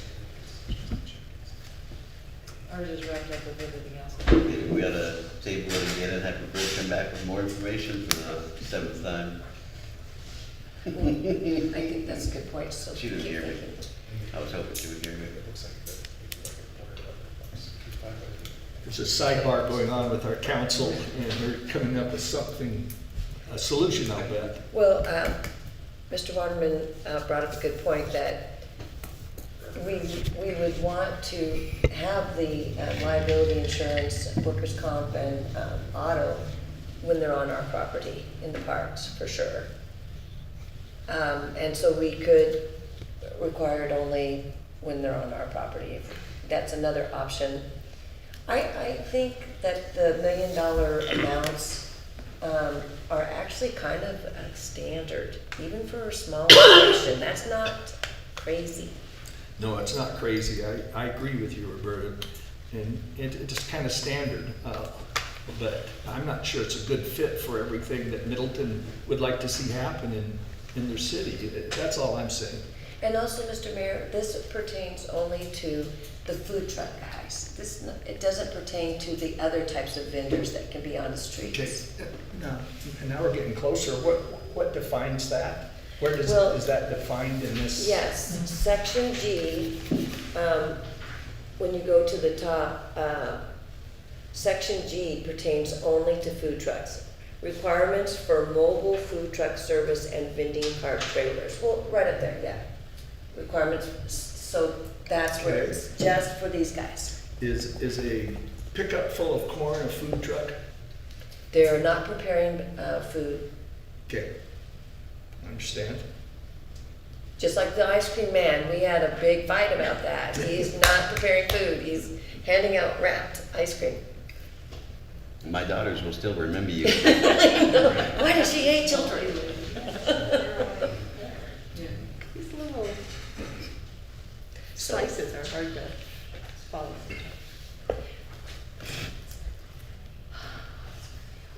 On the Mayor Rule, Councilman O'Meara, I think we stated something about limiting to 3 on city property.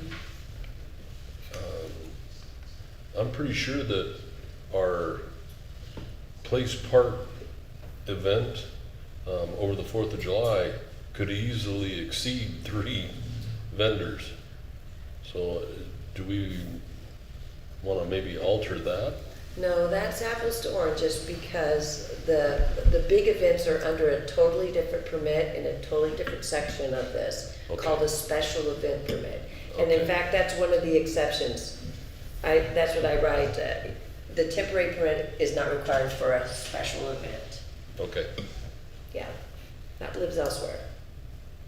And there's no limitations like that for special event permit. So basically, we're just trying to target what goes on at the Day-to-day farmer's market? food truck. Okay, This is just food trucks, day-to-day business. okay. Mayor Rule. Councilman When- Huggins, When Tim mentioned farmer's market, is farmer's market an event? Yes, And it goes under the event? special event permit. Okay.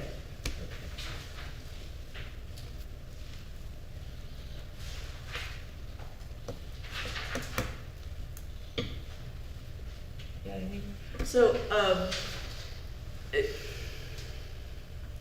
council, I don't,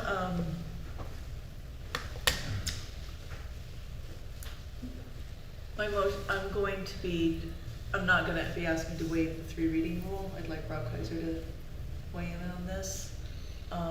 Is there any reason why this is particularly, like, has to be done? No, Okay. no. Okay. So, Mayor Rule, Councilman Huggins, I move that we read ordinance 679 by title only. Second? motion by Huggins, second by O'Meara. All in favor say aye. Aye.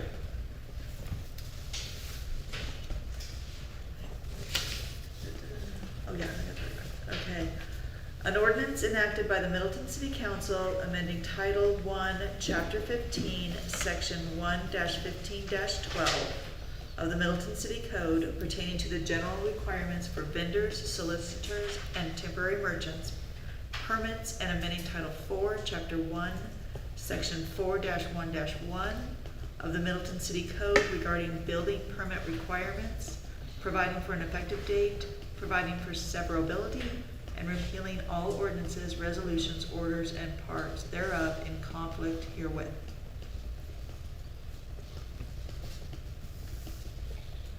Thank you.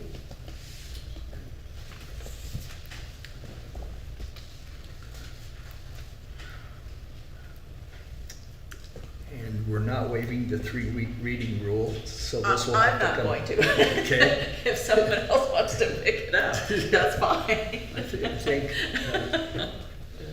Councilman Huggins is crystal clear on this. So is there any other action on this tonight? Okay, Roberta, I believe this will, and Douglas, it'll be brought back at a future date for the second reading.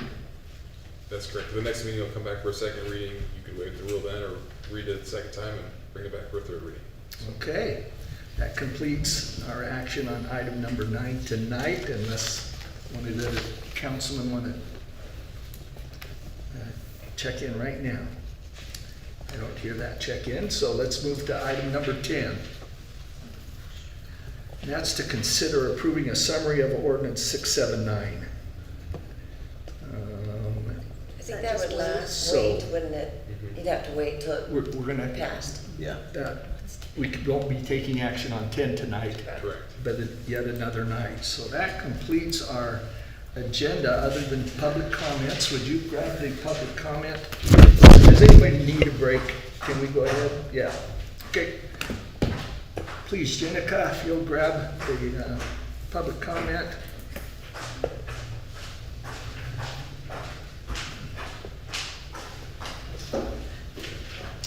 Thank you. All right, the first person signed in is Jim Taylor. Mr. Taylor?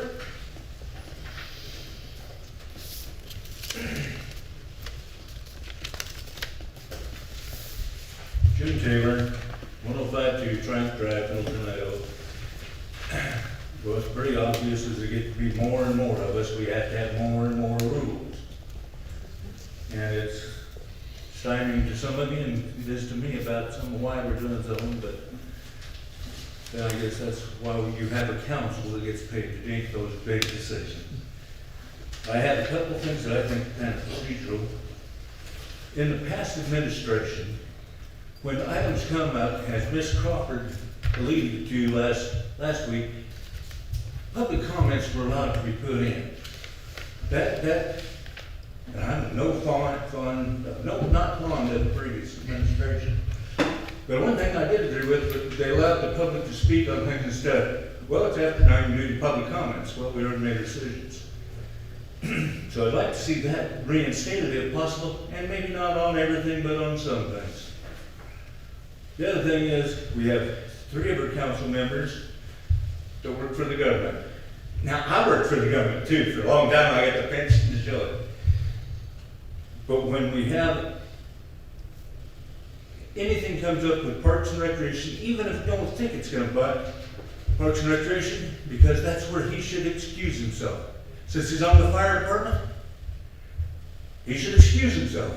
When the school teacher, who is here today, I can talk about him, when his boss is up here telling him, well, I'm gonna vote for the boss, every time. Because that's what I did when I had the boss, I voted with him every time.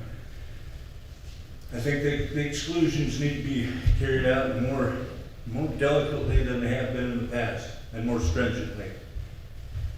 And that's all I got to say. All right. Any questions for Mr. Taylor? Thank you very much, Jim. Mikkel Galloway? Did I get that right, Mikkel? You did. All right. Michael Galloway, 8425 Spring Creek Lane. At the last city council meeting, I was troubled and disturbed that there was not a unanimous vote for the waiver of the fees for the 5 portable classrooms that are needed to accommodate our overcrowded schools.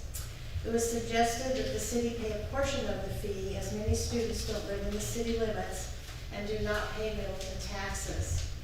My grandchildren are in this category.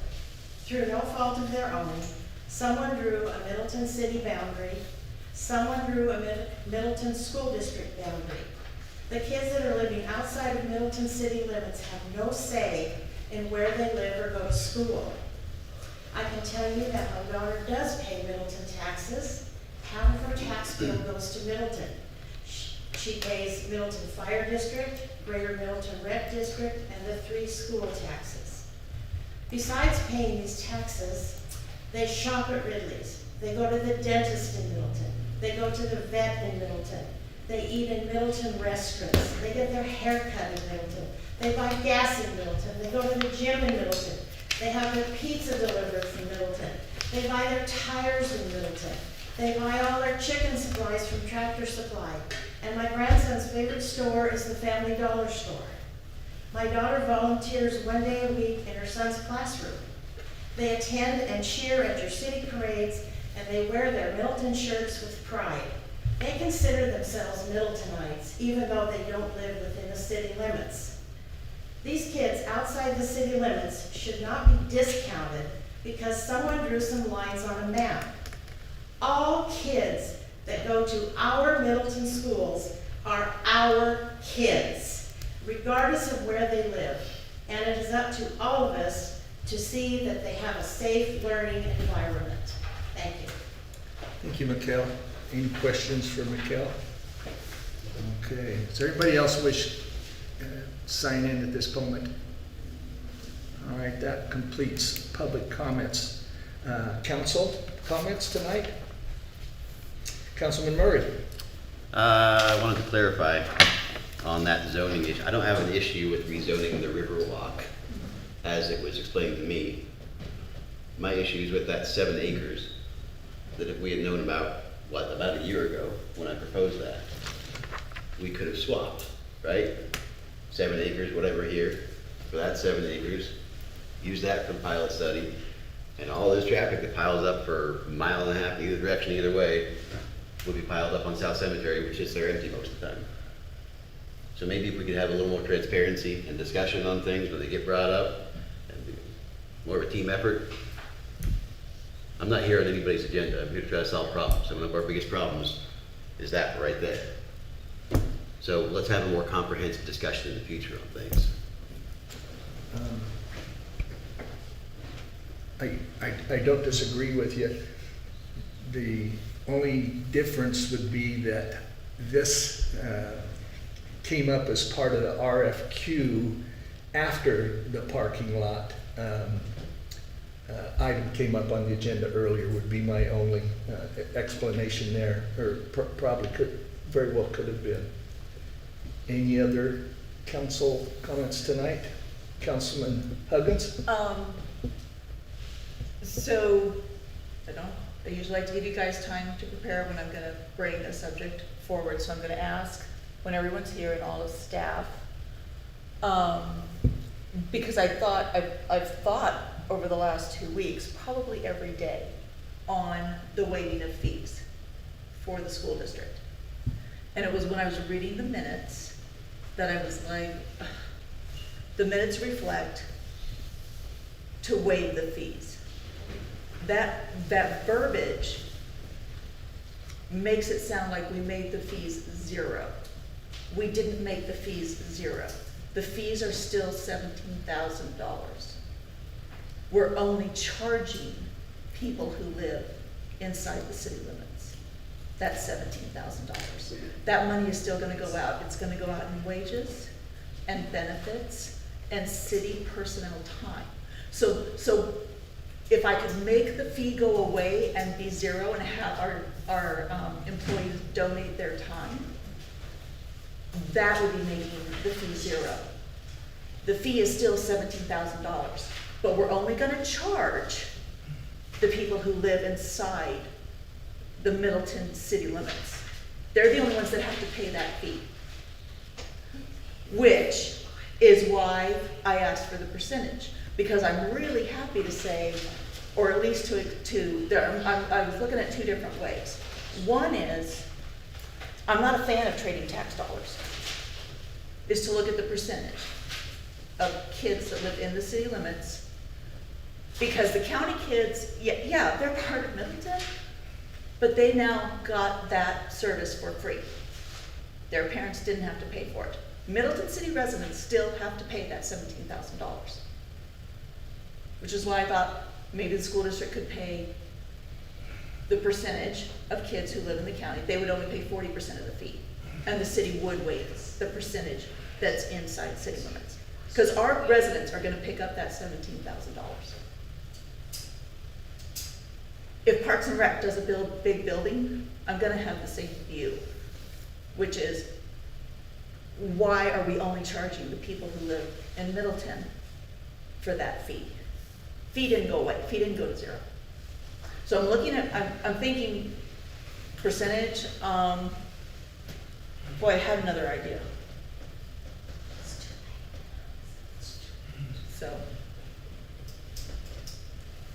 Well, it's a reasonable argument, it really is. So I'd like that when everybody's here to have that discussion. It may not go anywhere, it may not be a policy that can happen, it may just have to be,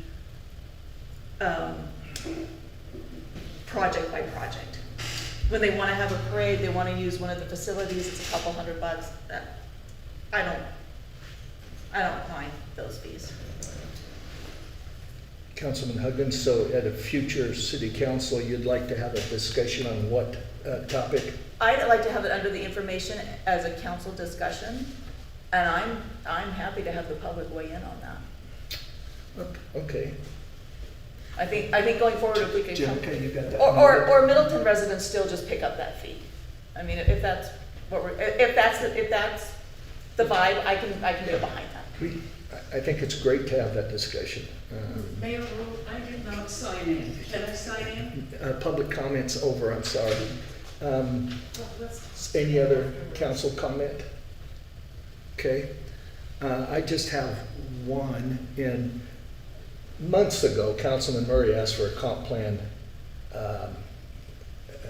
update, and that has been a taxing to get applicants. We came back and we had one applicant. I said, that's not acceptable. Roberta and I extended it 6 weeks, and Roberta got busy and went out and hustled up 2 other comp plan applications. So thanks for that, Roberta. And they're now being vetted, and in one of the, maybe next city council or one after, we'll actually come and have that discussion with council, and you guys can take a recommendation and pick one of the 3. And they're all very good. So finally, Councilman Murray, that's coming to pass. Sorry it's taken so long. Okay, it is 7:27, and that will adjourn this city council. Thank you all.